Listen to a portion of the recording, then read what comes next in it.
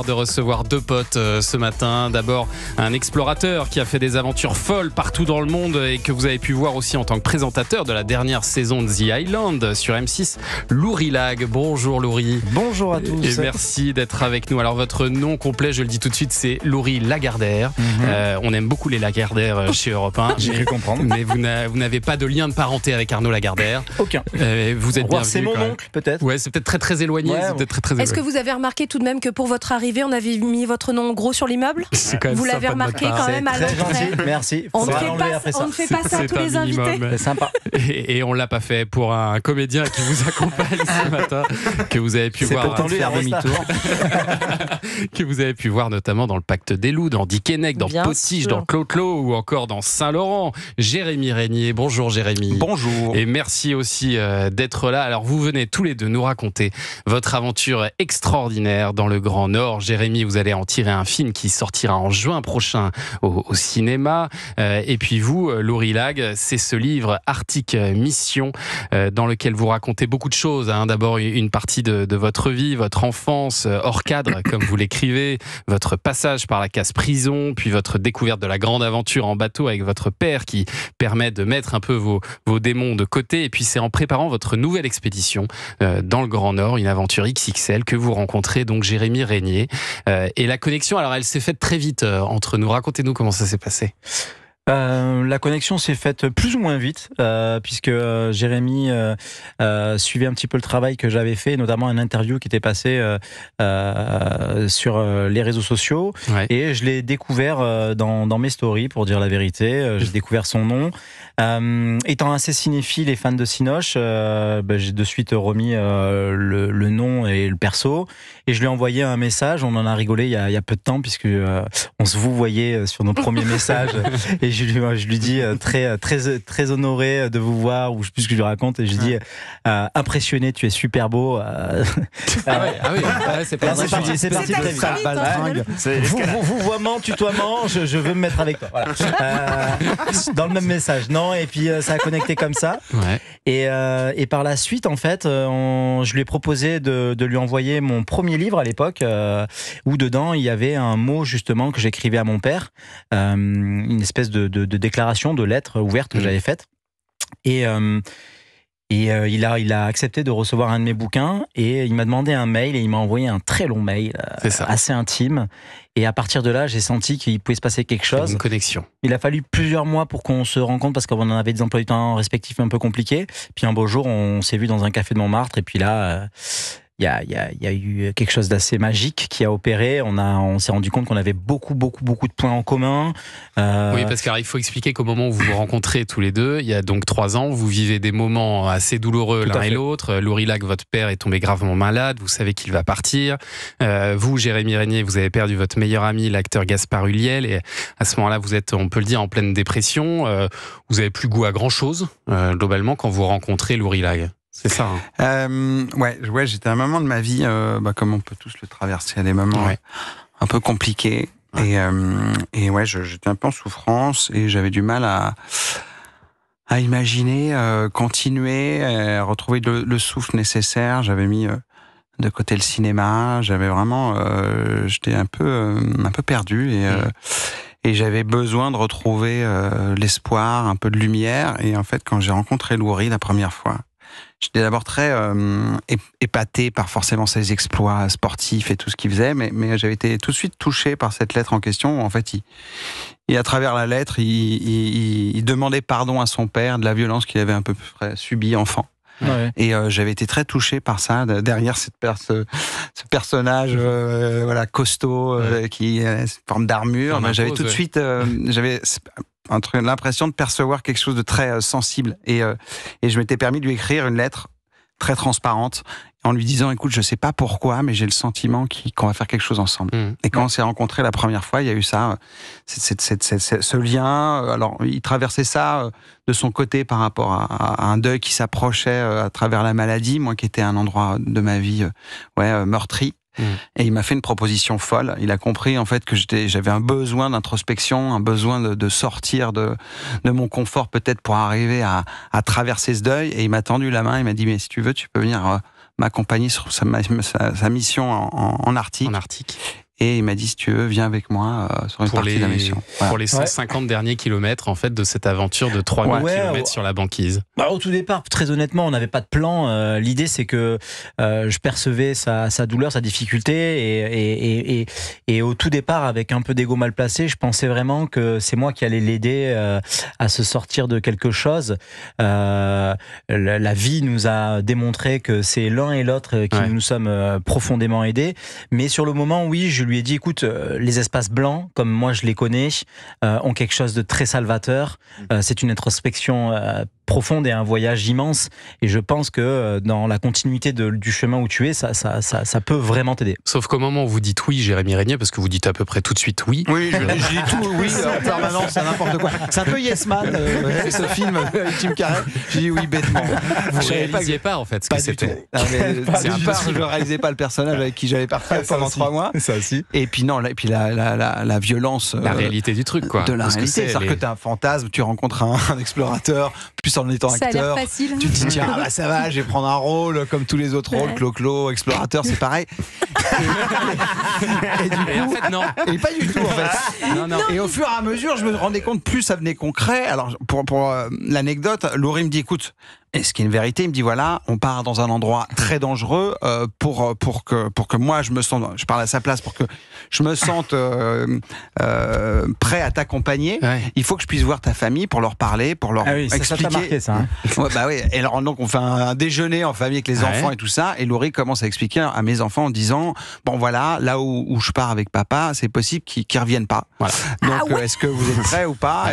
Et après c'est une vérité parce que tout d'un coup ils prenaient le risque de m'amener là-bas. C'est brutal, mais je pense qu'il n'y a pas de demi-mesure dans ce type de situation. On ne peut pas commencer à aborder une expédition comme celle-ci en disant ça va être sympa, on va se balader. Non, c'est pas une balade. C'est dur, c'est dangereux, et je pense que Jérémy l'a constaté par la suite. Et vous avez effectivement beaucoup souffert sur place. Vous avez notamment été réveillé en pleine nuit par un ours affamé.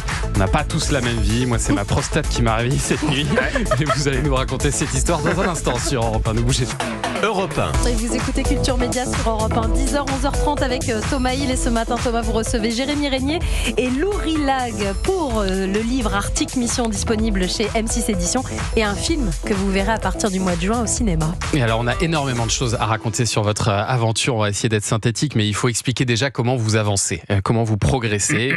Vous tractez ce qu'on appelle une poulka, un traîneau qui fait à peu près 140 kilos, même si voilà, petit à petit, les kilos se perdent petit à petit en fonction de ce que vous mangez.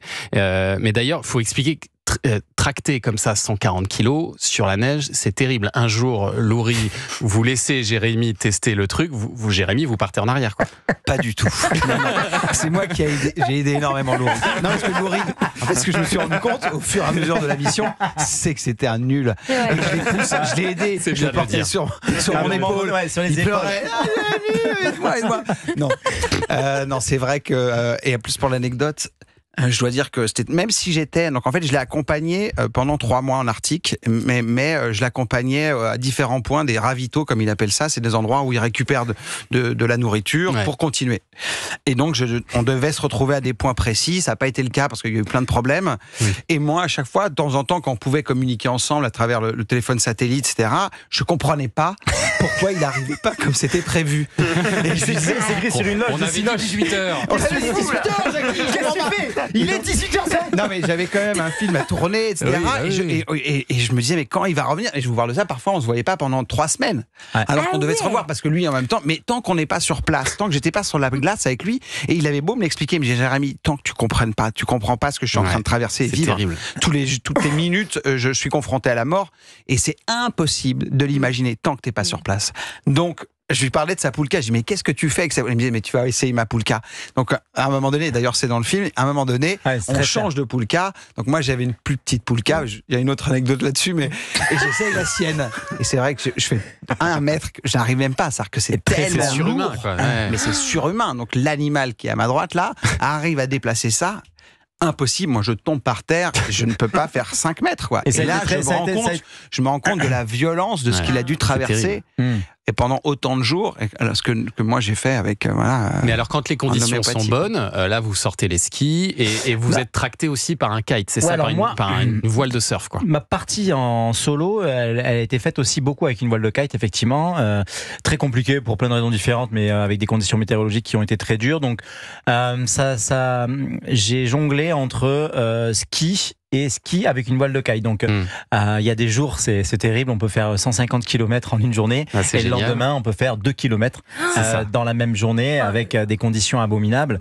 Et la partie avec Jérémy, non, c'était 100% sur des skis qu'on va appeler des skis nordiques. De randonnée, quoi. Pour qu'on aille au même rythme et qu'en fait, la pratique du kite, c'est pas non plus si facile que ça. On part pas à faire du kite dans la vraie vie comme ça et encore moins sur la glace. Ouais. Donc, on avait pris cette décision commune de partir tous les deux et de partager ce bout de chemin qui était donc à la fin de mon expédition. Oui. Donc là aussi, moi, complètement rincé. Oui, alors il faut raconter un peu le début, parce qu'avant, il y a eu 70 jours à peu près, vous êtes seul, et la grosse galère arrive très vite. Vous avez un premier jour où ça se passe bien, et puis très vite, la galère arrive. Vous vous rendez compte au bout d'un moment que vous marchez en fait sur une grande plaque de glace qui a dérivé, et donc que vous alliez à gauche ou à droite, il y a de l'eau infranchissable.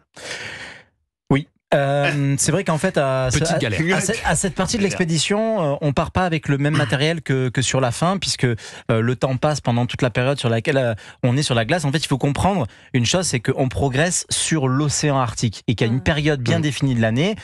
Une partie de l'océan, c'est-à-dire 1 mètre, 1 mètre 50, se congèle et devient ce qu'on appelle la banquise. Ouais. Quand on est sur la banquise, on est quand même donc sur l'eau, sur des tonnes et des tonnes et des tonnes d'eau. Et en début d'année, c'est-à-dire en février, qui est le mois le plus froid, eh bien, on est censé être dans une forme de sécurité, même si c'est pas le bon mot, mais on est censé pouvoir marcher correctement sur la glace. Ouais. Et donc, ne pas avoir ni de canaux, ni de matériel qui nous permet de traverser des petits points d'eau. On rencontre ce qu'on appelle des passages d'eau, oui, ça arrive, comme là je l'ai fait, sauf que pour plein de raisons différentes, je me retrouve à un moment donné avec un petit passage d'eau et le matin quand je me réveille, le bout de banquise sur lequel je suis s'est décroché des autres bouts de banquise et je commence à dériver. Et je commence à dériver sur un énorme glaçon. Et là, il y a une course contre la montre qui commence à s'engager, puisqu'on a des rations qui sont limitées pour aller jusqu'au prochain ravitaillement. Et on passe par toutes les émotions. D'abord, c'est putain, c'était bien une idée à la con de partir. C'est la première que tout le monde se pose. Et ensuite, on commence à réfléchir à sa survie. Combien de temps je peux tenir ? Qu'est-ce que je dois faire ? Est-ce que les courants vont me ramener ? Est-ce que je dois déclencher les secours ? Et petit à petit, on élimine au fur et à mesure les possibilités d'être sauvé. Naturellement, les courants ne me ramenaient pas sur d'autres bouts de banquise. Donc, il a fallu déclencher avant que je dérive trop vers le pôle Nord et que je me retrouve ou bouffé par un ours. Et donc, on vous a récupéré. Et on m'a récupéré. Donc grosse déception pour vous, mais vous décidez pour les ours et pour les ours, mais vous décidez quand même. Qu'est-ce qu'ils ont bouffé ? Vous décidez de repartir quand même. Vous dites je m'arrête pas là. Et puis après. C'est très dur à ce moment-là. C'est très dur parce que justement il y a cette incompréhension avec Jérémy, avec la fabrication de son film. Moi déjà je suis dans une tourmente absolue parce que mon père est quand même mourant. À chaque seconde, je reçois des messages à chaque ravitaillement. Je sais pas si mon père va mourir. On me ment à la maison. Et donc. Ce qui est fou, c'est que ma propre survie arrive tout en bas de la liste alors qu'elle devrait être prioritaire. Mais à aucun moment vous dites j'annule, je reviens en arrière, j'ai fait une erreur, j'irai pas au bout. Ça, c'est une question qui est assez intéressante, mais partir me confronter à la mort, c'était pour moi une manière aussi de sauver mon père et de passer à travers mon deuil dans une forme de violence. J'avais besoin de m'exprimer d'une manière quelle qu'elle soit, et les gens savaient très bien chez moi que si je partais pas de la maison, j'allais exploser comme du popcorn. Donc en fait, ils m'ont laissé partir. Mon père m'a dit si tu pars, vas-y mon fils, je t'autorise et je t'attends. Ça, c'était quand même quelque chose qui m'a tenu. Et tout le temps où j'étais proche de la mort, j'avais l'utopie, la bêtise ou la croyance de me dire je suis proche de la mort, elle peut pas être là-bas. Et c'est comme ça que ça s'est passé, puisque on le découvre après dans le livre, mais mon père m'a donc finalement attendu et il est décédé 15 jours après mon retour en France. Et puis on va parler de ces retrouvailles avec Jérémy Régnier et de l'aventure qui vous alliez tous les deux, parce que ça aussi ça a été très costaud. On va en parler dans un instant.